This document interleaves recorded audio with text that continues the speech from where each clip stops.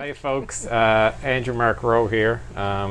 So this is the third interview in the series of interviews that I've been doing with readers of my book. This evening we have Kerri Best, who's a friend of mine. She's a local entrepreneur, and Kerri, why don't you tell everybody how you know me, how you met me? Well, we met at the Jimmy Pratt Soup Kitchen. Mm-hmm. It was one of those times where, you know, when you meet someone and you know it's not a romantic connection, but you know there's a sincere connection. It was like that for us. It was very much like that. You know? So we didn't have enough time to actually talk because when you're volunteering, you're working. You gotta do stuff. And you gotta do stuff. So we actually had much to say and had to make time outside to become friends. Yeah. And go out for coffee a few times. Yeah, exactly. Yeah. And of course, everyone loved Andrew's homemade bread. Yeah, when I was down at the soup kitchen, I got into the habit. Well, I was only there for 3 or 4 times while I was on paternity leave with my daughter, and I would bake bread the night before, bring it down, and it was a huge hit. I got to be known as the bread guy. So he did. Yeah, they still remember him. So, Kerri, what's your reading background? What kind of stuff do you like to read?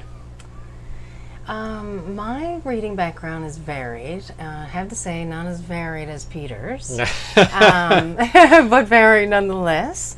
You know, in high school and throughout, it was, you know, love stories, romance, you know, that kind of thing, and even, you know, some mystery. But certainly over the years, it's become more business reference books, and more recently, I like more holistic, life-based books on spirituality, on what life's all about. You know, I'm really enjoying that, and along with essential oils and a whole bunch of nice healing things. I think I gave you a copy of Be Here Now by Ram Dass, didn't I? Yes, yes. That's a classic. Yeah, it was, fantastic. Okay, so do you remember when I first contacted you about reading the second draft of the book? Yes, I did. I was truly honored. Oh, I really sweet. was. I was honored and excited and a little touch of unknown. You know, I wasn't sure what to expect because I had never read this genre before. So, I was honored as your friend to do that. I knew how important it was to you and your writing. So yes, I was very excited. Oh, cool. Yeah. That's great to hear. Yeah. So it's funny. One of the things that I did with the pre-order campaign was I went on my website and I put up a bunch of reviews. So I asked people who read the book to give me, like, you know, a couple sentence review, and I didn't even need to ask you because after I think it was a couple weeks, 2-3 weeks after you read the book, we got together for a coffee, and I remember very vividly because I was sitting down at the Jumping Bean on Elizabeth Avenue, and I was facing out towards the parking lot, and I saw you come in, and you're kind of like it seemed like you were in a hurry, and you kind of just pulled out a greeting card from your purse and you threw it on the table in front of me, and then you were like, I'm just going to get my coffee. And so I was very intrigued, so I opened it up. This is the card, and here's what it says. Dear Andrew, congratulations on completing your book. It's fantastic. It was actually my very first fantasy novel, so thank you for such a thrilling experience. The more I read, the more I contemplated my own life. I couldn't put it down, and I finished it in one sitting. And then there's a little heart there at the end. When I got that, I was totally blown away. This was like, you know, I really believed in the book before that, and then when I actually got this card, it kind of, it was one of the most humbling experiences of my life. And so you finished this book in an afternoon, essentially. I did. Yeah. I did. I couldn't put it down. I just said, you know, it was a Sunday, excuse me. So I said I'd just read for a couple of hours, you know, in the morning or mid-morning. And then I just got into it, and I would hardly get up for breaks. Like, you know, I'd be pressed. I'd be really needing to go to the washroom when I did. and supper would have been out of the picture except for my husband. I would have had toast. So yeah, I got to say it was really, really interesting and intriguing. It had me captured from start to finish. Oh, that's I awesome. loved it. That is very, very, very cool. Yeah.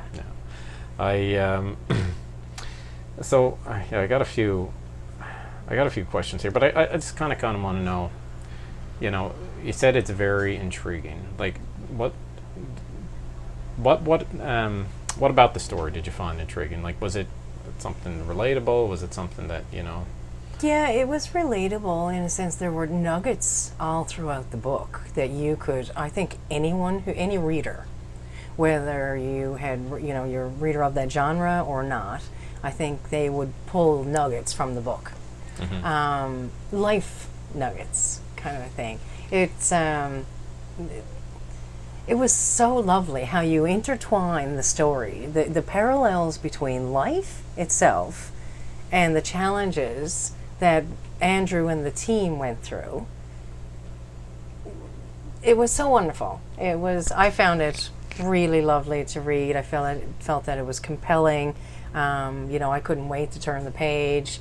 In fact, I read part of it on my iPhone because I just got locked into the story. That's so true. Dedication. Right? And so then I realized, okay, I'm going to need glasses if I don't change. But yeah, so that's the things that I really took away. The characters, there was so much depth in them, and then you're still building some of the others, so it's kind of, it was just such a beautiful story, and then like it was so interlaced with all of the things that life is, conflict and love and deception and magic and happiness and strength and dignity and intrigue, and like there were so many things. Oh, that's very, so I humbling. truly loved it, and being the first of its kind for me, it was very, like, I can't wait to read your next book. Like, I cannot wait. Bated breath, like, type thing. I really appreciate looking that. forward to it. I can't wait to finish writing it. That's one of the that's one of the like the process of writing these books has been. I said it to Ashley, my wife. Like, I get up at 4:30 in the morning during the week, and in terms of fulfillment from anything that I've made with my hands, like, I do a lot of cooking.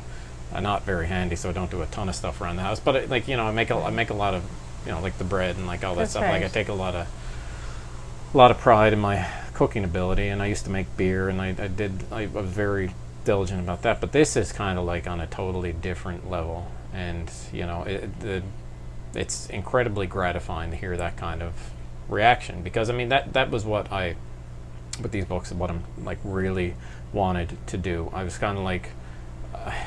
I spent a lot of time trying to figure out how to write. Like, I spent years of just getting up and writing trash. Like, it was there were some redeeming qualities here every now and again, but it was like there was a lot of bad stuff. And then, after that, it was that night of the so it was on a Thursday. I remember I went down to the soup kitchen, and that night there was like a burst of inspiration, and like my daughter had just been born, so it was like a very transitional period for me generally, and I had no idea it was coming. And that, what I kind of realized is, like, all these things from my life, it was, when I was a kid, I was big into fantasy stories, and I was big into like video games, like a fantasy type of thing. And when I was when I was in my 20s, I had this, like, I was seeking, and I got into like yoga and like Be Here Now and like all this like different spiritual stuff.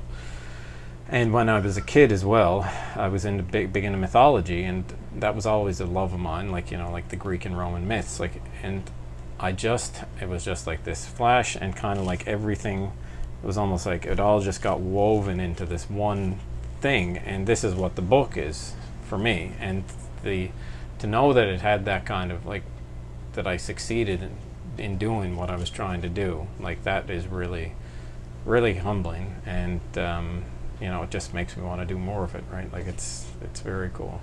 Well, there's no doubt, and I'm sure you're a wonderful lawyer, but there's no doubt you were meant to write. Yeah, like in Thank my you, Kerri. mind, honestly. I appreciate that. You know, because you have a gift, I think, and there's others with similar gifts, that you can take a story that someone can relate to their own lives, and they can learn from it, and they can find strength in it, more, you know, more over than just learning. And so I think that that's a great takeaway for anyone. I appreciate that. Yeah, one of my favorite bands, and I don't have the hat on right now, but I've been wearing the hat in like pretty much all my promotional gear. It's Not Going Medicine for the People, and the concept, like it's this the concept of like medicine as like making something with the express purpose of transferring lessons that you had from your own, let's say, wounds and healing. And that's definitely what, you know, I feel called to do. And I think that's like to me, that's what the mission of art is: sharing something that's relatable, but, you know, at the same time it's mine or whoever's, you know, like.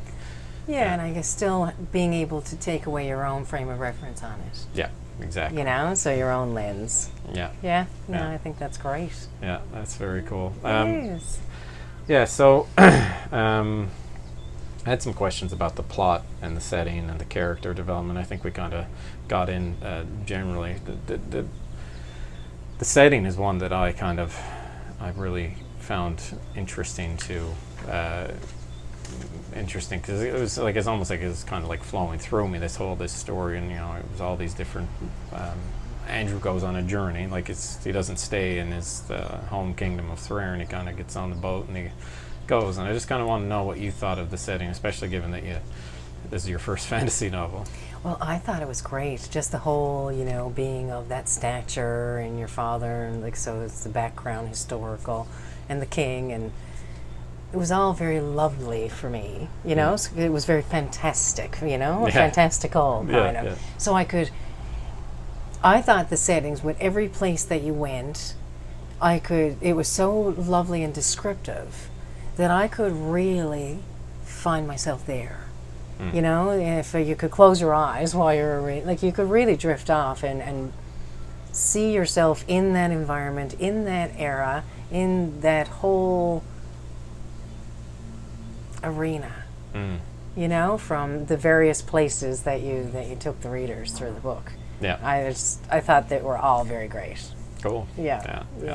It's and that's one of the things about talking about the book and trying not to spoil it for people who are gonna read it, right? Like it's hard to do it, but I really do appreciate that sentiment, because that was like what I was trying to go for, was that sense of wonder, trying to transfer that, right? Because that's what I wrote an essay about it. I think it's Majesty was the name of it, and it's kind of like that sense of awe. There's something, you know, greater than you, but instead of feeling small, it makes you feel big, or it makes you feel like protected. Like it's very, and that through the settings, through the writing generally, I tried to really communicate that. So yeah, there was a real. I found that the culmination of the book came to a real oneness. Yeah. You know, there was a relatable oneness there. Yeah. Yeah, for sure. Which is, it's very, I've chatted about it so much, and it's kind of like that's really unity is kind of like the end. If there's a message that I got, then it's unity, that's for sure. Excuse me. Yes. So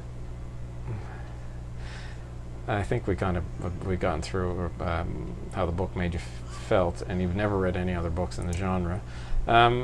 So, if I asked you this, what about if I'd ask you, like, what is the one thing in the book that stood out to you? Oh my gosh, I'm not sure if you've seen how large my eyes just got, but I don't think I could name just one thing. Okay. I can honestly say, funny enough, I love the character of Andrew and the journey that he's taking. I'm very fond of Catherine. Oh yeah, me too. Yes. Me too. Yeah, I am. I'm very fond of Catherine, so I'm looking forward to seeing Well, the second book, the Yoga Okay. Pain, that's like Yeah. she plays a huge role. Oh, wow, And, great. yeah. Well, Yeah. it's pretty much her and Simon. These are characters that they're introduced fairly early on, so I don't feel like I'm spoiling anything. But they're Sorry. they're characters that have their own story. I mean, Andrew's he doesn't play a very huge role in the second book, at least not so far. I'm about 16 chapters in, but I don't think you're going to see him back in a big way until the third book, which is, it's again, writing these books is such an interesting and fun experience, and Yes. we're obviously talking about the yoga of strength, but this this campaign to get the book published and to get all this, get as many pre-orders as I can before the end of the month, like it's not just for this book, right? Like I'd like to find a publisher that will take on the entire project and kind of really do it justice, which is that's kind of like something that I wouldn't say it worries me, but it's like I gotta be able to find the right crew to do it, and I'm sure that whoever I do find will be the right crew, but Well, that's the thing. yeah. So I honestly do believe that when you put your best foot forward and you believe in yourself, then life meets you halfway, if not more.